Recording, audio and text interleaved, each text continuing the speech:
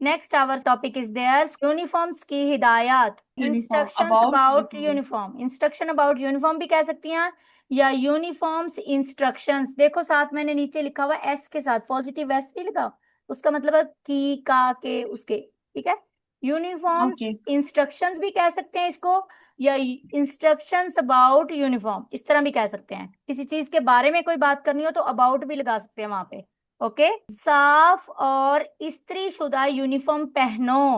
पहनो, आप इंस्ट्रक्शन कर रही हैं, ये ऑर्डर सेंटेंस है। पहनो, Wear uniform, clean हाँ, and नहीं, iron and हाँ, clean. Wear uniform, hmm. clean, iron and clean. Iron जो है ना, आर जो है ना, iron, I R O hmm, N जो है ना, इसमें आर साइलेंट हो जाएगा। आइंड, आइंड बोलेंगी, आइंड। ओके, आर नहीं बोलेंगे उसमें। Okay, uniform. Wear a clean and iron uniform, wear a Wear clean a and iron नहीं बोलेंगी, clean, iron no, don't say iron, no. R जो है ना इसमें iron लगा हुआ, uniform. वो साइलेंट है। How you will pronounce this word?